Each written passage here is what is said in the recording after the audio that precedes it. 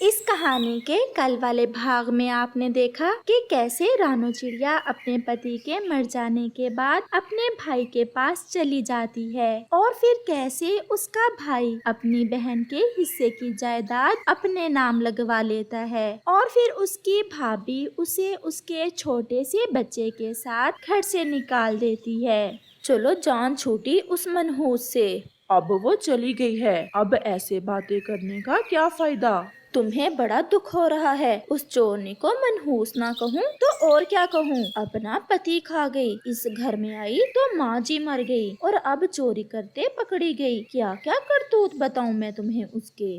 रानू चिड़िया अपने छोटे से बेटे को साथ लेकर एक अनजानी मंजिल की तरफ उड़ी जा रही थी। रात हो गई थी और वो एक पेड़ की डाल पर बैठकर रोने लग जाती है। मम्मा मम्मा चुप कर जाएं, मम्मा चुप कर जाएं। आप क्यों रो रही हैं? आपके मामा ने मुझे चोर समझा। भाभी की बात का मुझे कोई दुख नहीं है। भाई को ऐसा नहीं करना चाहिए था। ये कौन इस समय रो रहा है? शायद कोई परदेसी पक्षी होगा। मैं जाकर देखती हूँ। बेटी, आप कौन हो और यहाँ बेआसरा बैठी ऐसे क्यों रो रही हो? माँ जी, मैं और मेरा बेटा बेघर हैं। हमारा कोई भी नहीं है इस जंगल में। मेरा घर पास में ही है, आप मेरे साथ चलें। बाकी की बात घर जाकर करते हैं। वो बूढ़ी फाख्ता चिड़िया और उसके बेटे को अपने साथ ले जाती है। और जब मेरी माँ भी मर गई तो भाभी ने भाई से बोलकर मेरे हिस्से की जायदाद अपने नाम लगवा ली और फिर मुझ पर चोरी का इल्जाम लगाकर मुझे मेरे भाई से ही घर से निकलवा दिया। चुप कर जाओ बेटी, ऐसे रोने से समस्याओं का हल नहीं होता। बेटी, ये मेरा घर है, मैं भी अकेली ही इस घर में रहती हूँ। मेरा बेटा जवान था और एक दिन किसी जालिम ने उसे मार दिया। ऐसा कहते हुए वो बूढ़ी फाख्ता रो रही थी। आप मेरे साथ इसी घर में रहें। आप मुझे अपनी माँ ही समझें और मुझे भी बेटी मिल गई। माँ जी, आप कितनी अच्छी हैं। बुराई होकर मेरा इतना ख्याल कर रही हैं और एक मेरे सगे भाई ने मुझे अपने घर से निकाल दिया। और फिर उस दिन के बाद वो चिड़िया उस फाख्ता के साथ ही रहने लग जाती है। वो नदी पर जाती, वो भोजन लेने जाती, वो उस बूढ़ी फाख्ता का ध्यान अपनी माँ की तरह ही रखती, उसे भोजन ला कर देती। कुकू भी अब बड़ा हो रहा था। वो बहुत समझदार था। वो हर काम में अपनी माँ का साथ देता। माँ जी, आज मैं और कुकू घर की मरम्मत कर लेते हैं। मुझे लग रहा है कुछ दिनों तक बारिशें शुरू होने वाली हैं। बेटी, नदी के पास दूसरी दिशा में सूखे तिनके मिल जाएंगे। आप वहाँ से सूखे तिनके ले आए। कुकू और उसकी मम्मा सूखे तिनके लेने नदी के पार चले जाते हैं। चिड़िया बहन, मैंने कई बार आपको फाख्ता माँ जी के घर में जाते देखा है। क्या आप वहीं रहती हैं? हाँ तोते भैया, मैं और मेरा बेटा फाख्ता माँ जी के पास ही रहते हैं। हम बेघर थे और उस बूढ़ी फाख्ता माँ जी ने हमें अपने घर में रख लिया। मेरा नाम मिट्ठू है। मेरा घर आपके घर के पास में ही है। आप मुझे अपना भाई समझना। अगर कोई काम हो तो जरूर बताना। मिट्ठू भैया, आज शाम को हम हलवा बना रहे हैं, आप भी आ जाना, सब मिलकर खाएंगे। हलवा तो मुझे बहुत पसंद है। तो फिर घर बनाने में मैं आपकी मदद करूँगा। फिर मिट्ठू तोता चिड़िया के साथ सूखे तिनके लाने में मदद करता है और वो मिलकर घर की मरम्मत का काम शुरू करते हैं। समय गुजरता गया। टीना चिड़िया, जो रानू चिड़िया की भाभी थी, उसके यहाँ कोई संतान नहीं होती और अब वो बहुत दुखी रहने लग गई थी। टीना, संतान के बिना तुम कैसे रह लेती हो? मुझे घर खाने को आता है, पति जी काम पर चले जाते हैं और मैं सारा सारा दिन दीवारों को देखती रहती हूँ। गौरी मेरी सहेली, कभी कभी मुझे ऐसा लगता है कि जो जुल्म मैंने रानो के साथ किया, मुझे उसकी सजा मिल रही है, जो मेरे यहाँ अब तक संतान नहीं हुई। वो तो थी ही मनहूस। मुझे तो लगता है वो मनहूस जाते जाते तुम्हें शाप दे गई है कि तुम ऐसे ही रहो, कभी संतान का मुंह ना देखो। और फिर एक दिन जब टीना का पति सोकर उठता है तो वो उठ नहीं पाता, उसका एक पंख काम नहीं कर रहा था। टीना, टीना, मेरा पंख नहीं हिल रहा। ये क्या हुआ है मेरे पंख को? रात को तो आप अच्छे भले सोए थे। मैं अभी बुलबुल के पास जाती हूँ और उसे बुला कर लाती हूँ। जल्दी जाओ टीना, जल्दी जाओ। बुलबुल दी, जल्दी चलें। मेरे पति जी का पंख हिल नहीं रहा, न जाने क्या हो गया है। कोई चोट तो नहीं आई? नहीं नहीं, रात को अच्छे भले सोए थे और सुबह जब उठे तो न जाने क्या हो गया। फिर बुलबुल टीना के साथ जाती है। ये तो बहुत बुरा हुआ टीना, तुम्हारे पति को फालिज का अटैक हुआ है और अब कभी तुम्हारा पति उड़ नहीं सकेगा। ये सुनकर वो पति पत्नी रोने लग जाते हैं और बुलबुल दवा देकर वहाँ से चली जाती है। टीना, ये क्या हो गया हमारे साथ? अगर आज हमारी भी कोई संतान होती तो वो मेरा सहयोग बनती। अब कौन उठाएगा मुझे? भोजन कौन लाएगा? न जाने किस पाप की सजा हमें मिली है। मुझे सब पता है ये सब हमारे साथ क्यों हुआ। हमने रानो बहन के साथ जो जुल्म किए, ये हमें उसकी ही सजा मिल रही है। हमने उसकी जायदाद का हिस्सा नाम लगवाकर उसे घर से ही निकाल दिया। पति जी, मुझसे उससे भी बड़ा पाप हुआ था आपकी बहन के साथ। उस रात आपके पैसे आपकी बहन ने नहीं चोरी किए थे, बल्कि वो पैसे मैंने उसके बैग में रखे थे।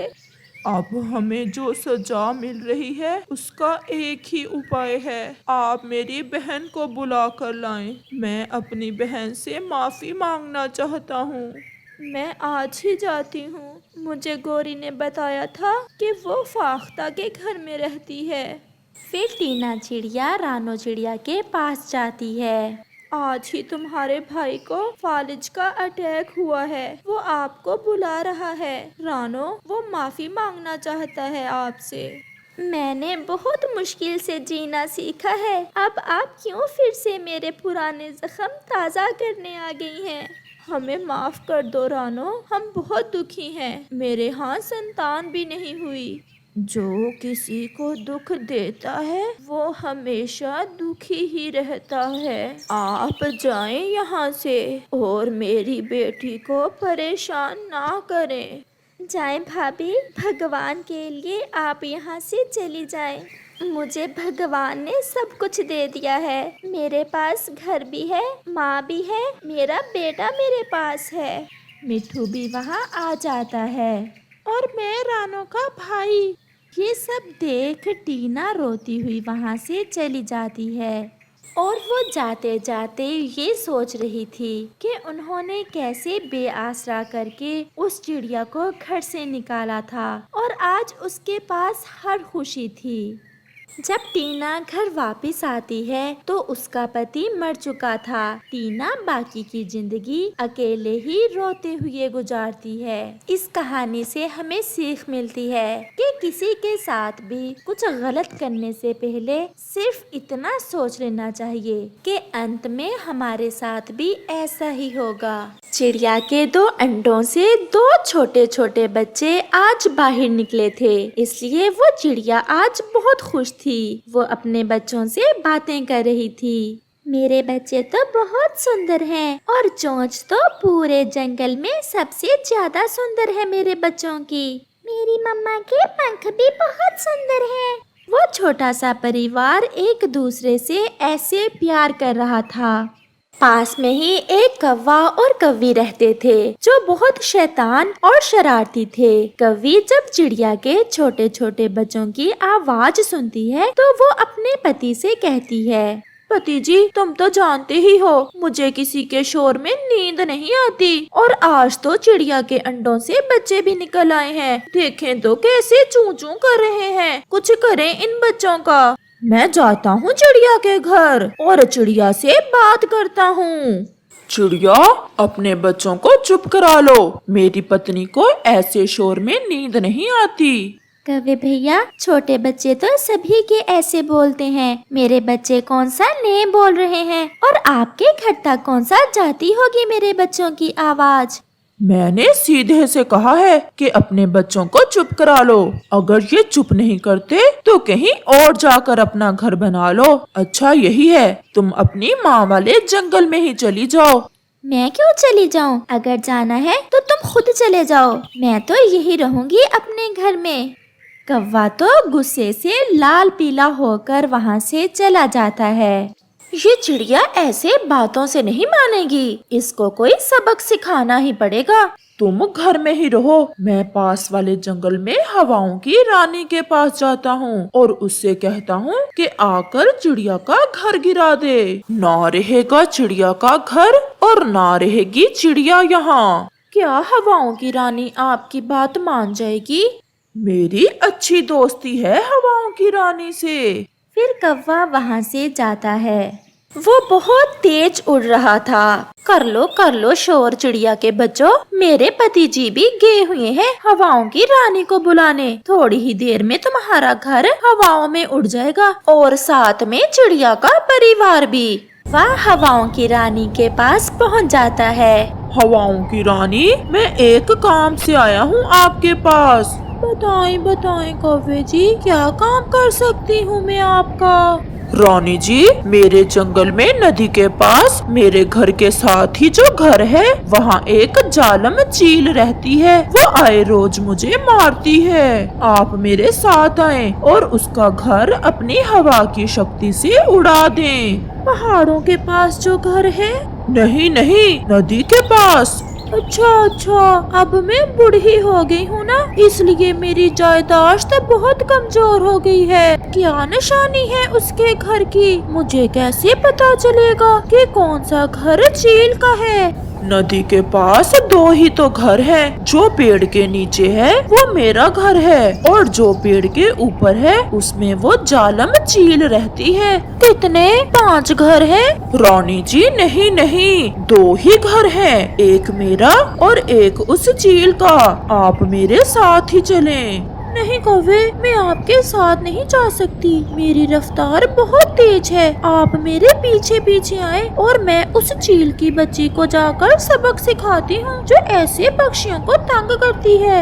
आप जाएं हवाओं की रानी जी, मैं भी आपके पीछे पीछे ही आता हूँ। फिर हवाओं की रानी बिजली जैसी तेजी के साथ नदी वाले जंगल की तरफ बढ़ती है। कौवा भी रानी के पीछे पीछे उड़ता है। अरे, मैं तो भूल ही गई कि उस जालम चील का घर पेड़ के ऊपर वाला है या पेड़ के नीचे वाला। हाँ, मुझे याद आ गया। पेड़ के नीचे जो घर है उसमें चील रहती है। यही बताया था मुझे कौवे ने।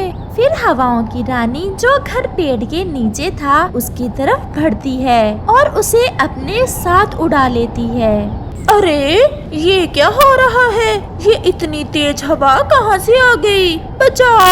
बचाओ, कोई मुझे बचाओ। कौवे को देखकर हवाओं की रानी घर को नीचे गिराकर तोड़ देती है। गोरी कौवी भी नीचे जोर से गिरती है। अभी तुम यहीं पहुँचे हो और मैं उस जालम चील का घर तोड़ भी आई। कालू, मैं यहाँ हूँ। हवाओं की रानी जी ने हमारा घर ही तोड़ दिया है। हवाओं की रानी, ये क्या कर दिया आपने? आपने तो मेरा घर ही तोड़ दिया है। क्या जो घर पेड़ के नीचे था वो नहीं था चील का? नहीं, वो घर तो हमारा था। मुझे माफ कर दो कौवे, मैं भूल गई थी। अब तो मेरी शक्ति भी खत्म हो गई है। अब मुझे जाना होगा। ऐसा कहते हुए रानी तो अपने जंगल वापस लौट जाती है। कौवा और कौवी अपने टूटे हुए घर पर बैठकर रो रहे थे। रानी ने हमारा घर ही तोड़ दिया। क्या कालू जी, आपने बताया नहीं था जो घर पेड़ के ऊपर है वो है उस चिड़िया का? सब बताया था, परंतु हवाओं की रानी अब बूढ़ी हो गई है, वो भूल गई होगी। चलो अब जाकर घर भी बनाना पड़ेगा। फिर वो अपने लिए लकड़ियों का नया घर बनाते हैं। कालू जी, मैं तो थक गई हूँ, और सुनो तो चिड़िया के बच्चे कैसे चूं चूं कर रहे हैं। मम्मा मम्मा मुझे दाना दे, पहले मुझे पहले दाना दे, पहले दाना मैं खाऊंगा। शांत हो जाओ मेरे बच्चों, मैं अपने दोनों बच्चों को दाना खिलाती हूँ। ये कालू तो कैसे खराटे लेकर सो रहा है, और मुझे तो नींद ही नहीं आ रही। इन चिड़िया के बच्चों की चूं चूं न जाने कब बंद होगी। दूसरे रोज गोरी कौवी कालू से कहती है, कालू, आज मैं जाती हूँ अपने बादल दोस्त के पास, और उससे जाकर कहती हूँ कि चिड़िया के घर पर इतनी बरसात करे कि चिड़िया का घर टूट जाए। हाँ गोरी, तुम जाओ, वो काली बदली तुम्हारी बात जरूर मान लेगी। वो भी तुम्हारी तरह शैतानी काम बड़े शौक से करती है। बाय बाय, मैं जल्द लौटूंगी। जाते जाते वो चिड़िया के घर रुकती है और खिड़की में से चिड़िया से कहती है, आज पूरी रात मैं सो नहीं पाई तुम्हारे बच्चों की चूं चूं से। शाम तक देखना मैं तुम्हें कैसा सबक सिखाती हूँ। जाओ जाओ अपना काम करो, अब मैं नहीं डरती तुम दोनों से। जो करना है कर लो, मैं तो अपने बच्चों के साथ यही रहूंगी। अगर तुम्हें नींद नहीं आती तो कहीं और चली जाओ। गोरी गुस्से में उड़ती है। वो सागर पर जाती है। बादल जी, मुझे काली बदली से मिलना है। जो तुम्हारे जैसी काली है? हाँ हाँ, उसी से, वो मेरी सहेली है। वो सामने थोड़ा आगे रहती है काली बदली। गोरी थोड़ा आगे जाती है। काली बदली जी, कैसी हैं आप? मैं तो ठीक हूँ, मेरी सहेली तुम कैसी हो? मैं तो ठीक नहीं हूँ। मेरे पड़ोस में एक चिड़िया रहती है, बड़े पेड़ पर है घर उसका। उसके 2 छोटे बच्चे सारी रात चूं चूं करते हैं, सोने नहीं देते मुझे सारी रात। तो फिर मुझे क्या करना होगा? बताओ बताओ मेरी सहेली, मैं अपनी सहेली का हर काम करूँगी। आप आए और उसके घर के ऊपर ऐसी बरसात करें कि उसका घर ही टूट जाए, फिर वो वहाँ से कहीं और चली जाएगी। जरूर जरूर, परंतु आप अभी जाएं। मेरे पति जी पहाड़ों पर गए हुए हैं, वो आते हैं तो मैं उन्हें साथ लेकर आती हूँ। मैं रात को आऊंगी। सहेली, बड़े पेड़ पर है उसका घर, और जो घर पेड़ के नीचे है वो हमारा है। कहीं आप हमारे घर को ही ना तोड़ देना। आप चिंता ना करें और जाएं। मैं बड़े पेड़ पर जो घर है उसे ही तोड़ूंगी। ऐसी बरसात करूंगी कि डूब जाएगी वो चिड़िया।